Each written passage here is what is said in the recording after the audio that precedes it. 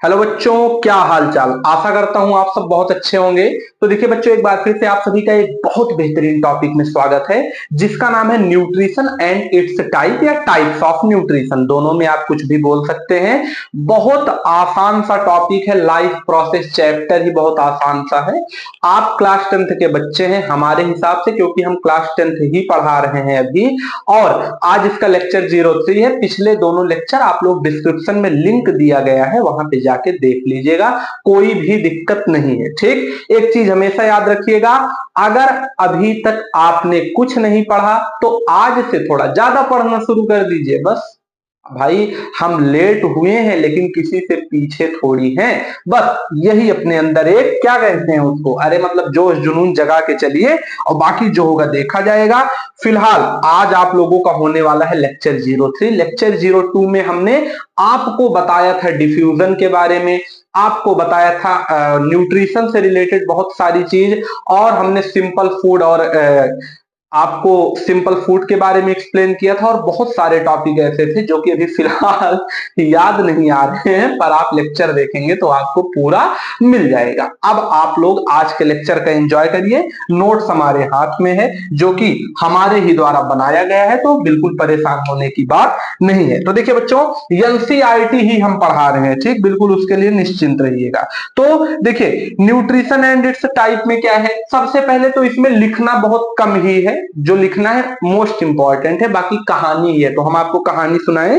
लिखा गया है कि जो भी लिविंग ऑर्गेनिज्म होते हैं, या थोड़ा सा लिख दें तो आपका मन लगा रहेगा। ठीक, देखिए, जो भी लिविंग ऑर्गेनिज्म होते हैं, अच्छा, अभी तक आप लोग अगर लगातार लेक्चर देख रहे हैं तो आप समझ गए होंगे इस चैप्टर में लिविंग ऑर्गेनिज्म एनिमल्स और प्लांट्स दोनों के लिए यूज हो रहा है। ठीक, एनिमल्स और प्लांट्स दोनों के लिए यूज हो रहा है। तो जो भी लिविंग ऑर्गेनिज्म है, वो अपने बॉडी में जो भी एनर्जी स्टोर किए रहते हैं, उनको वो लगातार यूज करते रहते हैं। ठीक, ये दोनों क्या करेंगे, अपने बॉडी में स्टोर्ड एनर्जी को क्या करेंगे, स्टोर्ड, इनके बॉडी में जो एनर्जी होगी उसको ये यूज करेंगे। बस, अच्छा, यूज करेंगे तो क्या होगा, एनर्जी जब यूज करेंगे तो खत्म होगा, खत्म होगा तो खाना खाएंगे, खाना खाएंगे तो सेल के अंदर माइटोकॉन्ड्रिया, वहां फिर एनर्जी बनेगी, फिर बॉडी को मिलेगा, फिर यूज करेंगे, फिर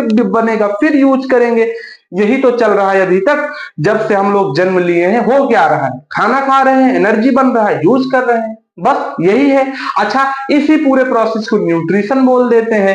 तो एनर्जी यूज कर रहे हैं, लेकिन एनसीईआरटी कहती है कि क्या कभी आपने एक चीज ध्यान से देखा है कि जब हम लोग सोते रहते हैं, जब हम लोग कोई काम नहीं करते, सुकून से बैठे रहते हैं, एनर्जी तो तब भी यूज होती है। अब आप लोग कहेंगे सोने में क्या, सो ही तो रहे, उसमें क्या एनर्जी है।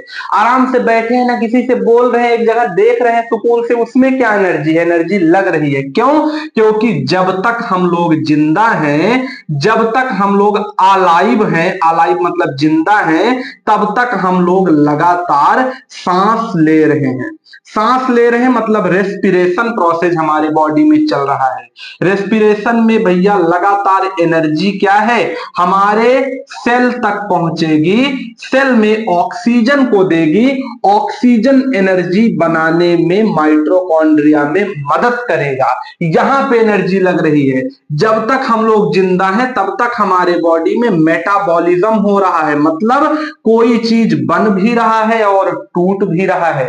कैटाबॉलिज्म भी हो रहा है, एनाबॉलिज्म भी हो रहा है, चाहे वो एंजाइम हो, चाहे वो सेल हो, चाहे वो हार्मोन हो, चाहे वो जो भी हो बॉडी के अंदर, वो बन भी रहा है, टूट भी रहा है।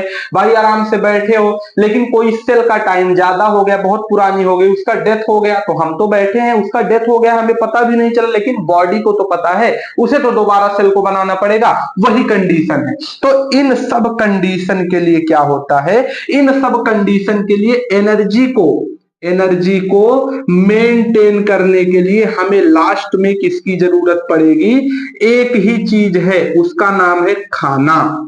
खाना खाएंगे एनर्जी मिलेगा। तो इसी प्रोसेस को कहते हैं न्यूट्रिशन। अच्छा, ये कुछ टाइप का होता है, आप सभी लोग जानते हैं न्यूट्रिशन आपके क्लास में कुछ टाइप का दिया गया है। तो इसमें अब क्वेश्चन उठता है कि how living organism gate their food, कि जो जिंदा जीव है वो अपना खाना कैसे पाते हैं, कैसे खाते हैं, कैसे पाते हैं। तो इसके लिए दो प्रकार का आपका न्यूट्रिशन दिया गया है आपकी किताब में, जिसमें दोनों का नाम है, पहले का नाम है ऑटोट्रॉफ्स न्यूट्रिशन, दूसरे का नाम है हेट्रोट्रॉपिक न्यूट्रिशन। तो ऑटोट्रॉपिक न्यूट्रिशन आज हम लोग इसमें डिटेल में पढ़ेंगे, हेट्रोट्रॉपिक नेक्स्ट लेक्चर में पढ़ेंगे। इसको इरेज कर दे, अगर आपको लिखना हो लिख लीजिए। तो देखिए बच्चों, ऑटोट्रॉपिक न्यूट्रिशन क्या होता है, ठीक, हमने हेडिंग लगा दिया है ऑटोट्रॉपिक न्यूट्रिशन। दो टाइप का होता है, एक ऑटोट्रॉपिक एक हेट्रोट्रॉपिक। ऑटोट्रॉपिक क्या होता है, ऑटोट्रॉप्स न्यूट्रिशन, ध्यान से बिल्कुल सुनिएगा और समझिएगा। ऑटोट्रॉपिक न्यूट्रिशन को अगर बहुत आसानी से आपको समझाएं तो इसी को हम लोग इंडिपेंडेंट, क्या, इंडिपेंडेंट न्यूट्रिशन भी बोल सकते हैं। अच्छा भैया, न्यूट्रिशन मिलेगा खाने से, खाना कहां से मिलेगा, खाना कहां से मिलेगा, क्वेश्चन ये है। न्यूट्रिशन तो खाने से मिल जाएगा, खाना कहां से मिलेगा। हम लोग खाना कहां से लाते हैं, पेड़ से लाते हैं। कहां से लाएंगे, पेड़ से। पेड़ में फल लगेगा, पेड़ में फूल लगेगा, पेड़ में ही क्या होगा, कुछ की जड़ खाते हैं, कुछ का फल खाते हैं, कुछ का तना खाते हैं, कुछ पेड़ ही खा लेते हैं, जैसे धनिया का पेड़ पूरा खाया जाता है जड़ छोड़ के। तो हम लोग पेड़ से न्यूट्रिशन लेते हैं। अच्छा, तो हम लोग क्या है, हम लोग किसी पे डिपेंड है, मतलब हम लोग तो हेट्रोट्रॉप है। हम अपने आप को कल पढ़ाएंगे हेट्रोट्रॉप को, आज पढ़ेंगे ऑटोट्रॉप, जो अपना खाना खुद बनाए। ऐसे ऑर्गेनिज्म को, ऐसे जीवों को हम लोग कहते हैं ऑटोट्रॉप, मतलब वो इंडिपेंडेंट न्यूट्रिशन है। अच्छा, उनके पास कुछ तो होना चाहिए अपना खाना बनाने के लिए, अगर कुछ होगा तभी तो बेचारे बनाएंगे। तो प्लांट और सम बैक्टीरिया, इसका एग्जांपल क्या है, ऑटोट्रॉप का एग्जांपल है प्लांट्स एंड सम बैक्टीरिया। कुछ प्लांट, मतलब लगभग सभी प्लांट और कुछ बैक्टीरिया जो है वो ऑटोट्रॉपिक नेचर शो करते हैं। प्लांट में भी क्या, एक तो आपके सिंपल प्लांट जैसे एल्गी, अरे नदी उदी में देखिए काई पड़ी रहती है, वो भी एक प्लांट है, बिल्कुल सिंपल, वहीं से सब पेड़ बड़े हुए हैं, ठीक, शुरुआत वही है। और एल्गी के बाद क्या है, बाकी जितने भी आपके बड़े बड़े प्लांट है, मतलब जो भी आपके बहुत बड़े बड़े प्लांट है वो भी प्लांट में आएंगे। एल्गी भी आपका प्लांट है, एडिशनल पॉइंट है, तो हमने आपको बता दिया। बाकी कुछ बैक्टीरिया है, सम बैक्टीरिया ही एनसीईआरटी में लिखा है, कौन सा बैक्टीरिया है इसका नाम नहीं दिया गया। अब समझिए ये अपना खाना कैसे बनाते हैं। तो ये क्या करते हैं, ये अपने बॉडी में यूज करते हैं एंजाइम को। अच्छा, एंजाइम को क्यों यूज करते हैं, for bio catalyst, bio catalyst के रूप में अपने बॉडी में प्लांट एंजाइम यूज करते हैं। और इससे क्या होता है, टू मेक ऑर्गेनिक, इससे क्या करते हैं, ये बनाते हैं भैया ऑर्गेनिक या कॉम्प्लेक्स सब्सटेंस, या ऑर्गेनिक या कॉम्प्लेक्स सब्सटेंस। अच्छा, लाइन थोड़ी ज्यादा कठिन हो जा रही है, रुकिए इसको समझाते हैं। देखिए बच्चों, हो क्या रहा है, कह रहा है हमारी किताब कि प्लांट के अंदर कुछ एंजाइम होते हैं। एंजाइम का काम क्या होता है, किसी रिएक्शन को तेज कर देना या धीम कर देना। जैसे गाड़ी बहुत तेज चल रही है, उसमें एंजाइम का काम कौन कर रहा है, एक्सीलेटर, तुरंत धीम करना है ब्रेक, तो ब्रेक लगा दिए, धीमा हो गया, एक्सीलेटर दे दिए, तेजी से चलने लगा। वैसे ही प्लांट को अगर कोई भी रिएक्शन करवाना है तो उसके पास अलग अलग एंजाइम है जो कि कैटालिस्ट की तरह काम कर रहे हैं, रिएक्शन को तेज कर रहे हैं, धीमा कर रहे हैं। तो इसमें मदद कौन कर रहा है, प्लांट का कुछ एंजाइम, जो कि आपकी किताब लिखती है। अच्छा, उसके बाद क्या कह रहा है, इसका एग्जाम्पल आपकी किताब दे रही है भैया फोटोसिंथेसिस।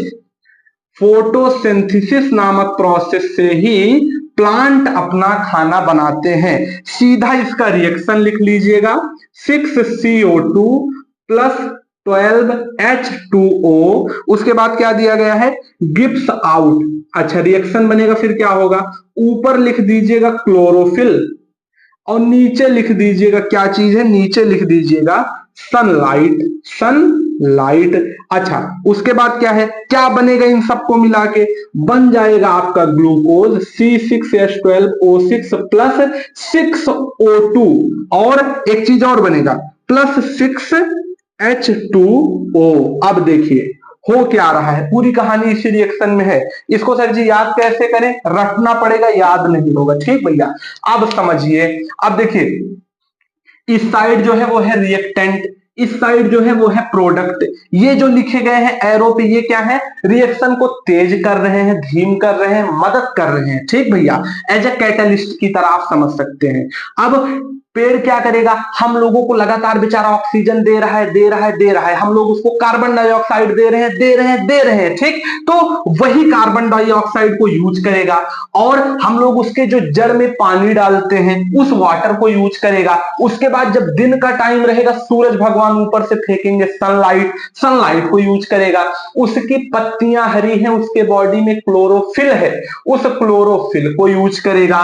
इन सब चीजों को यूज करके वो अपने बॉडी में बनाएगा ग्लूकोज। क्या बनाएगा, ग्लूकोज, और ग्लूकोज बनाएगा और क्या देगा, ग्लूकोज बनाएगा और रिलीज कर देगा ऑक्सीजन। जो हमने उसको कार्बन डाइऑक्साइड दिया तो वो हमें ऑक्सीजन देगा, वही ऑक्सीजन रिलीज किया। और बाकी अगर मान लीजिए किसी पेड़ के जड़ में बहुत ज्यादा आप लोग पानी डाल दिए, तो उस प्लांट के पत्तियों में स्टोमेटा होता है, छोटा छोटा छेद, अभी उसे भी पढ़ाएंगे, उसी से पानी भी निकाल देता है। वही पानी तो ऊपर जाके भाप बन के बरसात में पानी बरसाता है, यही सब पानी है भैया। इसीलिए तो कहते हैं जहां पेड़ ज्यादा है वहीं पानी ज्यादा बरसेगा, यही कंसेप्ट है। ठीक, तो ये पूरा प्रोसेस है। अच्छा, अब बहुत धीरे से इसको समझ लीजिए हो क्या रहा है। प्लांट जो है वो ग्लूकोज को ही किस फॉर्म में यूज करते हैं, प्लांट के टर्म में ग्लूकोज को ग्लूकोज ना लिख करके किताब में लिखा जाता है कार्बोहाइड्रेट। क्या, कार्बोहाइड्रेट। तो प्लांट का मुख्य खाना होता है कार्बोहाइड्रेट। जैसे आप एग्जांपल समझिए, दुकान गए, 10 किलो लेके आए आप चावल। अब आपको चावल, आपके घर में 2 लोग हैं, तो क्या 10 किलो पूरा बना देंगे, अरे दुकान से 10 किलो लाए हैं मतलब कुछ दिन चले। वैसे ही प्लांट में जितना कार्बोहाइड्रेट आज बना पूरा थोड़ी यूज करेगा, कुछ रख लेगा, और रखेगा कहां पे, रख लेगा भैया स्टोर करके स्टार्च के फॉर्म में, स्टोर कर लेगा अपनी पत्तियों में इन फॉर्म ऑफ स्टार्च। इसमें स्टार्च, ये इंपॉर्टेंट क्वेश्चन है। वैसे ही जैसे इंसान के बॉडी में, वैसे ही जैसे इंसान के बॉडी में एनर्जी स्टोर हो जाती है, एनर्जी स्टोर होती है किसके फॉर्म में, in form of glycogen, in form of glycogen. जैसे ह्यूमन बॉडी में एनर्जी स्टोर रहती है ग्लाइकोजन में, कि कुछ दिन अगर आदमी को खाना पीना ना मिले तो तुरंत ना निपट जाए, उसके शरीर में ग्लाइकोजन तुरंत उसको एनर्जी देने लगेगा। वैसे प्लांट भी स्टार्च को बना के रखता है अपने बॉडी में। तो ये था पूरा प्रोसेस। फोटोसिंथेसिस में क्या है, पूरा अपना प्रोसेस किया, खाना बनाया, मस्त हो गया। अब 1 मिनट के लिए हम आपको, मतलब अब इसके बाद हम लोग देखने चल रहे हैं स्टोमेटा को। ठीक, 1 मिनट का टॉपिक है, कोई दिक्कत नहीं होगा।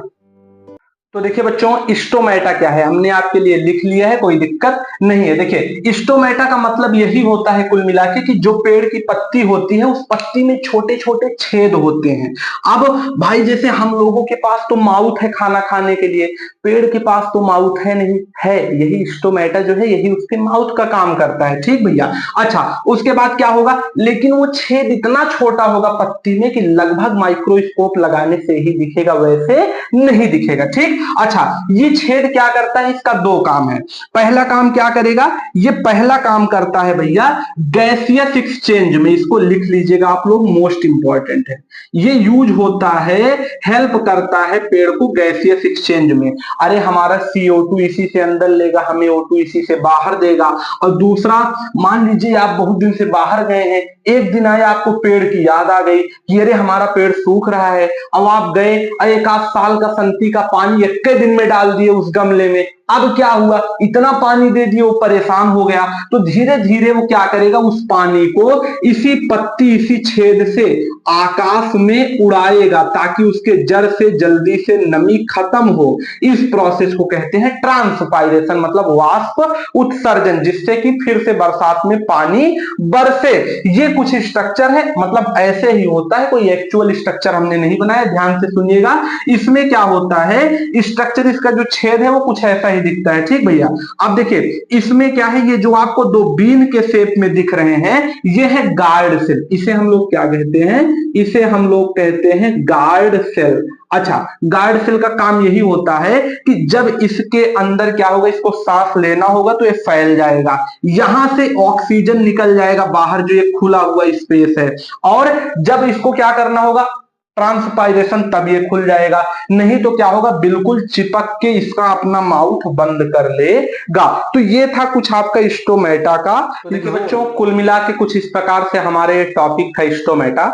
बाकी आपके किताब में ये भी दिया गया है कि प्लांट जो हैं वो कुछ अलग प्रकार से भी, जो जैसे प्लांट की जो रूट है वो अपने जड़ से भी कुछ न्यूट्रिशन लेते हैं खाना पीना खाने के लिए। जैसे प्लांट में सबसे ज्यादा जरूरत लगती है नाइट्रोजन की, क्योंकि नाइट्रोजन से ग्रोथ बहुत अच्छी होती है। ठीक, तो नाइट्रोजन वो यूज करते हैं, मैग्नीशियम यूज करते हैं, फास्फोरस यूज करते हैं, आयरन यूज करते हैं।